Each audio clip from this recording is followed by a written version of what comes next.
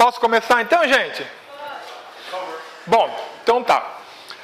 Pronto, para quem não me conhece, meu nome é Hamilton. Né? Tive minha primeira graduação em Ciência da Computação, logo depois eu fiz Direito, me especializei em Direito Civil e mantenho ativo na parte de estudo de toda a parte de legislação. Eu fui convidado para falar sobre os aspectos da violência. Para a gente entender o que é a violência, desde um primeiro momento, a gente tem que entender como a violência faz parte da vida do ser humano. Então, senta que lá vem a história. Como que nós podemos interpretar o fator violência em relação ao ser humano? A violência, ela é inerte ao ser humano desde a época dos homens das cavernas. Estudiosos, antropólogos, dizem que foi a primeira forma de comunicação que existiu através da imposição do ser mais forte sobre os seres mais fracos. A gente tem que lembrar que os homens da caverna eram basicamente coletores e nômades. Então, a defesa do território era necessária. E como que era feita? Bom, eles não conseguiam negociar, discutir. Então, nesse momento, a força, o grito, a exposição corporal era a forma que eles tinham para eventualmente tentar afugentar alguém que viesse a violar o território. Avançando no tempo, nós vamos dar um pulo, vamos dar um salto direto para a Roma Antiga. Nós temos que lembrar que na Roma Antiga, como berço da civilização, ela basicamente se sustentou em guerras, em conflitos, em aquisição de territórios. Um fato interessante é que quando havia uma guerra e chegava na época das Olimpíadas, as guerras eram suspensas porque a guerra passava a ser outra. Era a guerra da perfeição. Os esportes na Grécia e na Roma Antiga tinham a ver com a perfeição do povo. Então, aquele povo que eventualmente ganhava alguma prova era considerado perfeito para aquele tipo de prova. Cessadas as Olimpíadas, as guerras recomeçavam como se nada tivesse acontecido. Muitos devem pensar numa questão da evolução da consciência do ser humano nessa época, porque você lembra Platão, Aristóteles, os contos de Nicômaco, tudo isso fala sobre ética. Então, imbuído nesse sentimento de ética, nós tivemos a transformação da violência em entretenimento, através da tão famosa luta de gladiadores. Antropólogos, analisando a história da Europa, constataram a existência de pequenas arenas espalhadas por toda a Europa antiga. Ou seja, a violência passou de algo estritamente demonstrativo de poder para uma questão secundária de entretenimento de massas. A base do que nós entendemos por luta de gladiadores evoluiu muito. Hoje nós chamamos de boxe, MMA, Muay Thai, tantos outros tipos de... E não mudou nada, porque você tem duas pessoas, uma arena, tanto que ainda chama arena, estádio de futebol, arena, porque a ideia é você sempre ter duas pessoas lutando, de alguma forma, para conseguir um resultado. E o que isso traz para a gente? Traz que a violência que se iniciou num sentimento de guerra, simplesmente de preservação de território, preservação do clã, ela foi evoluindo por uma questão de poder, de preservação e manutenção de poder.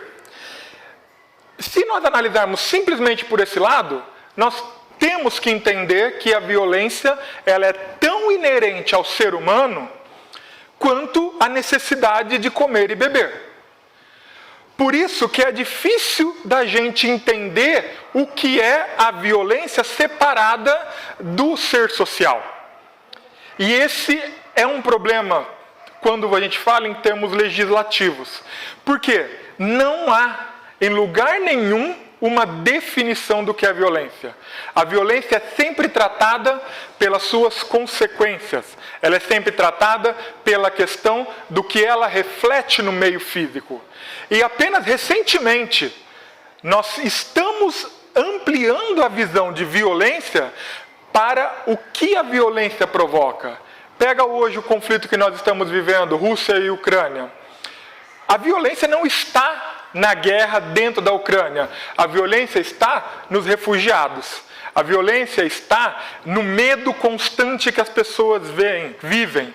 A violência ela está na consequência da guerra. Porque se você coloca a guerra simplesmente como uma questão de luta, ou seja, a violência aplicada para a manutenção de poder, depois que aquele grupo morreu, um ganhou, outro perdeu e acabou. Simplesmente agora que nós estamos começando a pensar na violência como um fenômeno endêmico à sociedade. Até então, ficava relegado à parte sociológica, à parte psicológica. Juridicamente falando, nós não temos, até o advento do Código Penal, 1940, e perceba, pós Primeira Guerra Mundial, pouquinho antes da Segunda Guerra Mundial, nós não tivemos nunca uma definição do que é violência. Tanto é verdade que o nosso Código Penal, ele trata única e exclusivamente das consequências. E ele entende o quê? Que existem violências menores e violências maiores. O exemplo que eu trago, e agora já adentrando na questão específica da legislação, é a contravenção penal de vias de fato, que ainda está vigente. O que é vias de fato? Eu não vou entrar na definição jurídica, eu vou entrar na definição sociológica, que é um castigo exagerado. Esse artigo, o artigo 21 da Lei de Contravenções Penais, foi a lei que até aproximadamente 2004, 2005, justificava o marido bater na mulher. Era um corretivo que o marido aplicava na mulher por ela ter feito alguma coisa errada, ou no filho, e que ele exagerou. Por ser uma contravenção, é passível de pagamento com cestas básicas, prestação de serviços à sociedade, e assim vai. Também foi exatamente baseado nesse artigo que você apenava um pai que castigava imoderadamente, ou uma mãe que castigava imoderadamente o filho, porque fez uma birra em alguma coisa. Agora, analisando o 129 do Código Penal, nós percebemos que ele só trata de consequências. Se da lesão resulta incapacidade por mais de 30 dias, como é que a gente vai saber? A gente tem que esperar o cara ficar incapaz por 30 dias e aí a gente coloca a pessoa aqui. Se da incapacidade resulta incapacidade permanente, ou seja, o cara tem que ficar passando por perícias e perícias e perícias até que um dia entende que é permanente. Se resulta perda de membro, deformidade, aborto, percebe que só existe uma forma de lidar com a violência na nossa sociedade atual, que é olhando para a consequência dela. Isso começou a se tornar muito difícil de lidar dentro dos tribunais.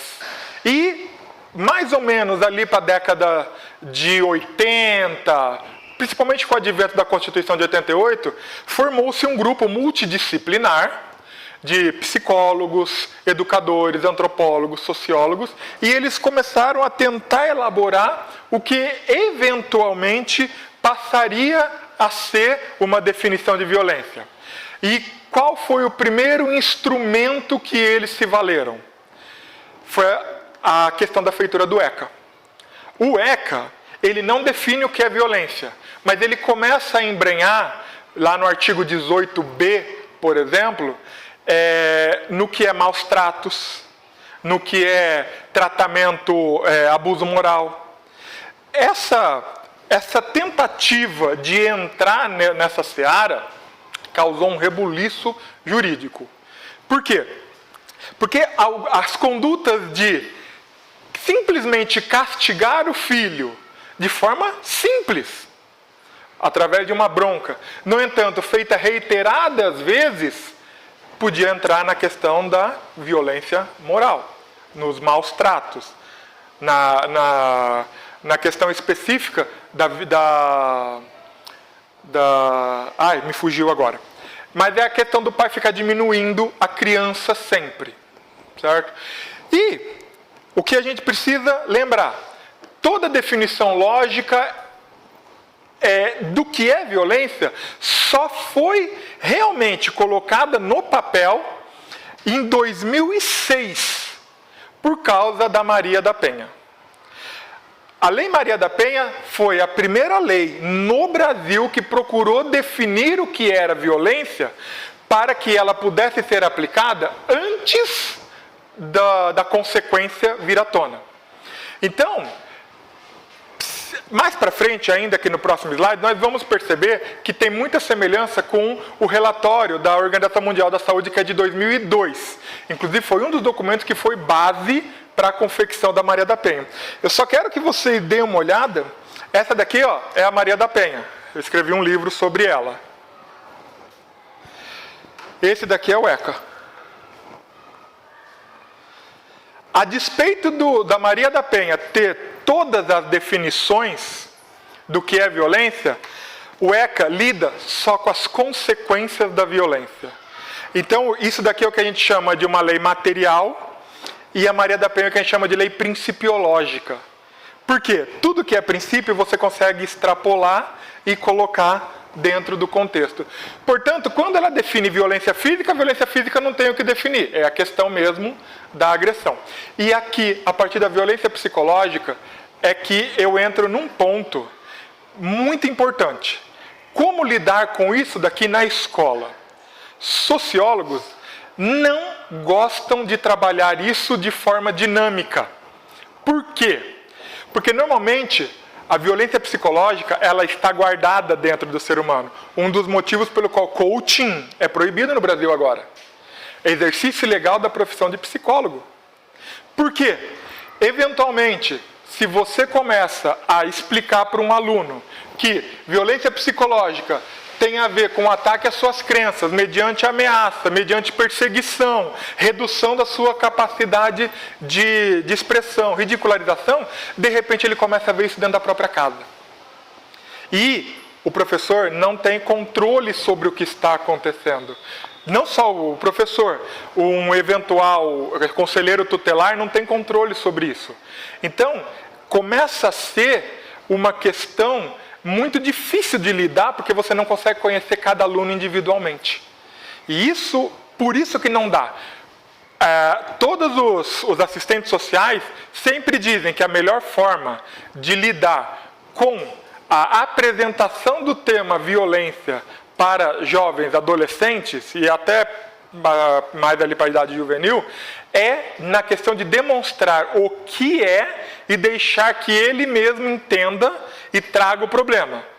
E, para isso, o ECA tem, inclusive, um artigo, que é o artigo que coloca, se eu não me engano, 58, que joga na responsabilidade do professor, da escola, do psicólogo, a comunicação ao Ministério Público de eventual indícios desse tipo de comportamento. Mas isso quando nós falamos de violência psicológica. Ainda ela define a violência sexual e, detalhe, a violência sexual, com a alteração do artigo 214 do Código Penal, a violência sexual, ela absorveu o ato libidinoso. Então, um beijo lascivo forçado é estupro. E ponto, acabou. É critério objetivo. Portanto, a gente tem que tomar muito cuidado quando a gente fala de violência sexual. Porque simplesmente obrigar uma criança a assistir um filme pornô já é violência sexual. Entendeu? E detalhe, quando a gente fala em bullying, que é a violência entre os iguais, você pode encaixar aí também. O menor, ele pode ser, sim, colocado dentro dessa parte de violência sexual quando ele pratica bullying com outro colega, obrigando, por exemplo, a assistir. É o exemplo de você simplesmente achar que o colega tem uma determinada orientação social e querer obrigá-lo a optar por outra orientação sexual, forçando esse tipo de violência psicológica visual. A violência patrimonial tem um detalhe. Simplesmente o fato de você esconder o RG da pessoa já é violência patrimonial. um marido, uma mulher ou um pai esconder da esposa, já é considerado violência patrimonial. A não possibilidade do exercício do direito já é uma violência patrimonial. Só que aqui tem um ponto muito importante. O Código Penal diz que, na constância do casamento, o marido ou a mulher pode se desfazer ou se fazer de bens, e isso não é crime. Então, por exemplo, o marido pega lá uma joia de família e vende. O processo está suspenso até que a sociedade conjugal venha a se desfazer. Desfeita a sociedade conjugal, a mulher pode ir lá e processar o marido pela venda da joia de família. Certo? É mesmo uma questão assim, de evitar até que o patrimônio seja repassado a terceiros. E, finalmente, a violência moral. A violência moral ela foi restrita para que ela não fosse confundida com a violência psicológica. A violência moral é a prática no crime de calúnia, injúria e difamação. Vamos lembrar, né? Difamação é você ofender a imagem pública da pessoa, calúnia é você imputar a alguém fato tipificado como crime, e injúria é você ofender a pessoa no que ela sente de si mesma. Certo? E entra aqui na injúria a injúria racial. A injúria racial é o racismo direcionado para uma única pessoa, enquanto o racismo é aquilo que é direcionado a toda uma etnia. Beleza? E qual é a questão típica da violência? A violência ela é tão implícita no homem que quando a violência fala, o raciocínio desaparece. E isso você pode ver. Qualquer pessoa que foi acometida por um ato violento, ela fala, naquele momento eu estava cego, eu não sabia o que estava acontecendo. E por que ela fala isso? Porque o lobo frontal desliga, o cérebro reptiliano ou cerebelo assume e ela vira instinto puro. E quando você entra na questão do instinto puro, você vai sempre, invariavelmente, atacar a outra pessoa. Quando a gente vê isso? Discurso político. Quando a pessoa não tem condições de atacar racionalmente um plano de governo, ela ataca o homem, ataca a pessoa. Então, a partir do momento que você está numa discussão e alguém começa a falar, nós estamos discutindo, por exemplo, por que a roda do carro é redonda. Aí um professor de física vem, porque diminui o atrito, não sei o que e tal. Aí o cara fala assim, não, porque você é um incompetente, não sei o que. Você está atacando a pessoa, não a ideia. Isso é típico do momento em que você não tem como argumentar, você desliga o raciocínio e liga o instinto. Como eu disse, em 2002 a OMS lançou essa análise dos tipos de violência que ela conseguiu apurar pelo mundo, e ela analisou a violência juvenil, o abuso infantil e a negligência por parte dos pais. Isso nós temos no nosso ECA. Inclusive, o ECA foi atualizado posteriormente com esse relatório, para fins de justamente tentar dar um tracejo maior dessa questão do que significa violência numa criança. Violência perpetrada por parceiros íntimos, nós temos o Código Penal, nós temos um grupo de 8 artigos que lidam sobre isso. Abusos de idosos, nós temos o Estatuto do Idoso. A violência sexual, que está dispersa em vários diplomas legais. A violência auto-infligida e a violência coletiva. Eu quero falar um pouquinho sobre a violência auto-infligida. Auto-infligir não é crime. Suicídio não é crime. Conduta de se lesionar de propósito não é crime. Agora, aquele que instigou comete crime. É onde nós temos o desafio da baleia azul, o desafio do momo, o desafio de não sei o que tal. Está embutido aí nesse ponto. Só que a violência auto-infligida, ela é uma psicopatologia. E essa psicopatologia tem que ser tratada por um profissional capacitado nessa área. Para cada área você tem um profissional. Então, se for uma criança, se for um adolescente, se for um adulto. E detalhe, estudos mais recentes indicam que 80% da violência auto-infligida está entre os adultos de meia idade. Isso é, inclusive, informação que eu levantei hoje de manhã. Depois eu passo as fontes para vocês. E a violência coletiva, basicamente, é aquela violência de não ser atendido. Por exemplo, você vai num hospital e você não é atendido, é uma violência coletiva. Você vai a uma delegacia e é maltratado, é uma violência coletiva.